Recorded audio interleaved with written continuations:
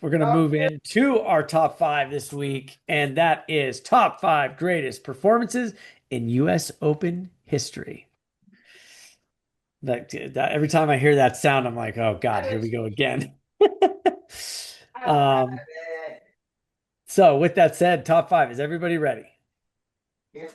Yes. Yep. Yeah. Okay. Steve, Steve, you didn't sound too confident there. Well, yeah. I mean, golf's not my top sport, but Too hard I for did you? the I did the best I could. So I put number five actually as Clark Wyndham as number five, but not this most recent one, his 2023 performance. At the U.S. Open? Yes. Okay. I mean, I watched some highlights of him going up against McElroy on that one, and they were fighting. He had almost one of the Ve- best Yeah, very. performances overall in the U.S. Open, and Roy was only That's one stroke away from what Clark did. So the funny thing. Like I can't state this enough. Okay, is that golf is always, even in like lower end tournaments. Like I play in a pro am. It's like even then, it's like with when these guys have a couple 100,000 people following them around, and just the pressure is insane. Like I can't imagine. And it's like they're literally lining the fairways. Like, yeah, don't put one out of bounds.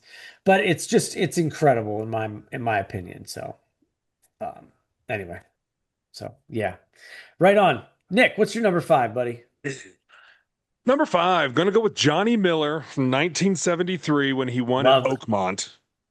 Love it. He entering the final round, 6 shots off the lead. Miller went out and shot a mind-boggling 8 under. That's 63 at Oakmont, traditionally considered one of the most brutal courses on earth. It And is he it and he hit yes. all 18 greens in regulation. Remains widely regarded as one of the greatest single rounds of golf ever played, vaulting him to the trophy. That's that's also my number five. I'm just gonna add something to it. But yeah, go ahead. Brandon, the stuff trainer. My number five is Bryson DeChambeau in 24, who Okay. he beat McIlroy at the end there with probably one of the best bunker shots of all time. Yeah. Yep. I remember watching that. Yep. That's a good one. I'll add just real quick on to Nick's number five. Listen, Oakmont, it got into my top five because it's Oakmont. Oakmont, if we watched just a couple of years ago, not this year, but the year before, it was 25. The balls were going into the rough and they disappear there, you guys. It's like I can't state it enough. It's just so crazy watching these guys who have plus 6 and 7 handicaps struggle just to get it out. There's a thing that I was talking about. Like right now, I'm a 4.6 handicap according to my USGA GIN GIN number. And a 4.6 is pretty good. It's regarded as, a very, very good handicap. Okay. It's a thing like if you're below 10 handicap or even a plus one or plus two, which means on average you shoot under par, ridiculously good. They say, can you break 100 at Oakmont? It's a thing. And I'm like, I just want to play there once to see if I can break 100. My average scores are anywhere from 75 to 82 in a round. That's what I play. And so it's like to say, can I break 100 is kind of, I haven't gotten, I can count on one hand in the last several years where I haven't been able to break 90. So I had a couple of bad rounds here and there. It just looks insane. Anyway, Johnny Miller, what he did there is just, that's why they're pro golfers. It's insanely good. So anyway, moving on. Sorry. Steve, what is your number four, my man? all right, well, I'm pretty sure I'm not the only one that has, but the Pebble Beach 2000 Tiger Woods. Yep. That's crazy. That's mine. That's actually one of the very few tournaments, the 2000, that I actually did watch, that I have watched Okay. in my life, and that I remember that, and of course, it's one of the main ones talked about, shooting Yep. 12 under. So it's just Also a public course still to this day. $700 green fees, but it's still public. 700. That's why it's so nice, is because the green fees are that much. It's not, it's expensive to maintain a golf course. Anyway, Good one, Nick. Number 4.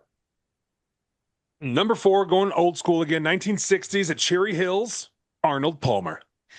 Arnie, let's go. The performance was it's the ultimate Arnie's Army moment. Palmer trailed by 7 strokes entering the final round on Sunday. Yep. He drove the green on a par 4 on the first hole on Sunday, birdied 6 out of the first 7 holes, and shot a 65 to stage the greatest first round comeback in U.S. Open history. Awesome. Great number 4. Brandon, the stuff. What is it? Number 4, I got Tom Watson in 1982. It will be Nicholas on his last 2 holes there with a chip-in birdie on 17. Yep. And another birdie on 18. Awesome. That's a great one. Yep. Great tournament. Real quick, my number 4 is also Tiger Woods at Pebble Beach in 2000. I had the pleasure, I've played it twice, and the wind at that course it's just absurd. It's stupid. You're on the coast. Yeah. And you are. The beautiful, like, hole 8 is ridiculous. It's like you're on the cliffs, but it's like Tiger made that in 2000 look like an absolute, like it was like I'm playing putt-putt at fucking. Like he's walking out there casually, just, It just yes, I think he's the greatest golfer of all time. I mean, and it's like Scotty Scheffler's getting to be there with him, but Tiger Woods' dominance, I don't think will ever be replicated, man. I just don't. And that was during that time where it was like he just was beating everybody. He beat Ernie Els by 15 strokes in that U.S. Open, by the way. yeah. Imagine being a pro golfer and being like, I'm not going to win. So anyway, all right, moving on. Steve, what is your number 3? My number 3 was the same as Nick's over there, the Arnold Palmer. It's a There's great not really one. much. No, not much more to say about that one. great. Nick, number 3. Number 3, 1980, Jack Nicklaus at Baltusrol. I don't know how to say that right. I don't know either, but cool. Jack Nicklaus was 40 years old, and critics thought that the Golden Bear was past his prime. Nicklaus responded by opening with a record-tying 63 and never looked back. He fought off a relentless attacks from Aoki in a thrilling Sunday duel, setting a then tournament record total score for the 3-day tournament of 272, 2 under par, to capture his 4th U.S. Open title. Awesome. Brandon, number 3. Excuse me. Sorry. My number 3 was Johnny Miller. And the only thing I'll add on to that was that he's actually the first golfer to shoot a 63 in any major tournament. Oh, there you go. Yeah, that's awesome. My number 3 was Tom Watson, 82. We already talked about it. Again, just a great shot at that one point. It just, that was a great, the highlights of that I watched were phenomenal. Tom Watson really was a phenomenal golfer. So anyway, Steve, what do you got at number 2, buddy? Number 2 actually is this is for the women's U.S. Open. Okay. Nelly Korda. Okay. Lowest single 18 score of 62 at the Shining Cock Hills in the Southamptons. John Cook. That's where this year's U.S. Open, men's U.S. Open was. Yeah. 62. That's and that's crazy. That's a difficult golf course. 62. Jesus, man. What was she eating for breakfast? Wheaties. I think Ashley's got the swing to go pro. I think we're gonna make her a pro golfer. I think we're gonna get her there. So good Nick, luck. What's your number 2, buddy?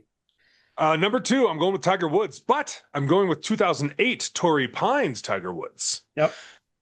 Pure unadulterated grit. Tiger won the championship on a grueling 19-hole Monday playoff. Okay. And it was later revealed that Tiger won the tournament playing on a broken leg, a fractured tibia, and a torn ACL. Yeah. No big deal. No, because you're walking those hills for 4 days because he had to go to a playoff. Yep. Crazy stuff. What do you got? Number 2. My number 2 is going way back to 1950 with Ben Hogan. Yes. Love it. It was his comeback tournament because he had survived a near fatal car crash. So I think this was like his seventh tournament after that. He ended up Awesome. winning it and ended up winning it in a playoff by 4 shots. Sweet. Awesome. My number 2 was Johnny Miller, 1973. Again, I think we talked about Oakmont, and that's why it was so high on my list. For him to do that at Oakmont is just crazy and absurd. And that was old Oakmont. Like if you look at the progression of Oakmont, when he won it, there was trees and other shit. Now it's wide open. You should see the progression and the difference like 50 years is made. So anyway, that's why I got Johnny Miller at 2. We already talked about that one. Steve, what do you got at number 1, my man?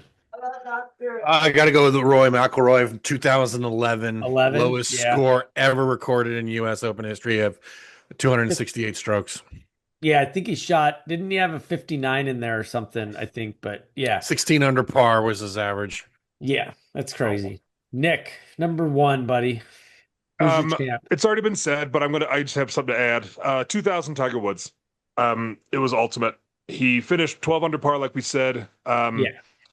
And that he won by 15 strokes, breaking the 138-year-old major championship record. He didn't record a single 3-putt all week.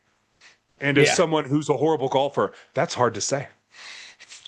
Listen, I have a low handicap, and it's like I had a day in a tournament where I was playing phenomenal golf, had eagle putts, I was on in 2 and a couple par 5s, and my putting was dog shit. If you can't putt at an elite level, you're not going to win. So for him to be able to do that at that difficult golf course is crazy, dude. So great number 1. Brandon, the stuff, what do you got? My number 1 was 2008 Tiger Woods, just because of what he did with his injuries. I mean, if I stub my toe on a golf course, I'm going to the 19th hole. Oh, that's great. I do want to say, listen, I played in a tournament last week and I've got a fractured big toe, so I gutted through it, boys. You were my 6. You were my 6. Definitely I had you as my number 6. Horn, yeah. What's that? I had you as my number 6 on my list. Oh, okay, thank you. But a torn ACL, a fractured tibia, and the tibia is the big bone, dude. It's not the little fibula in the back. It's like, dude, you're talking about a lot of pressure. And the way he swings in his rate, it's just what he did. That's why it was number 1. Any of these could have really been number 1. So it's like, yeah, I'm with Brandon on this one. Just the amount of pain that he must have been in during that. I don't know, because Torrey Pines isn't like super flat. And like, man, I know just with I've partially torn my MCL a couple times on my right knee. And it's like with an ACL, there's just no support. And it's like, if I would tweak the knee the wrong way, it's like, man, it's like some devastating pain. Like, it's like, shit, that sucks. If you try to walk on it, ACL, that's your biggest ligament in your knee. So there's like just no, it's just like the littlest thing. And you're like, the there's nothing holding that.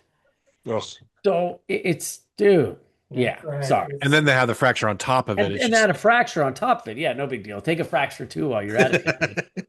It's amazing he can maintain a stance like that. That's, yeah. Like the whole stance, like Brandon just said. Weekend. All weekend. But like Brandon brings up a really interesting point.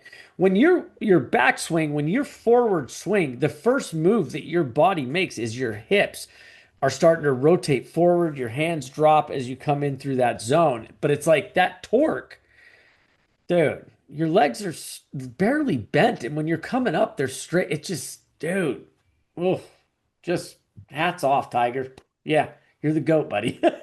So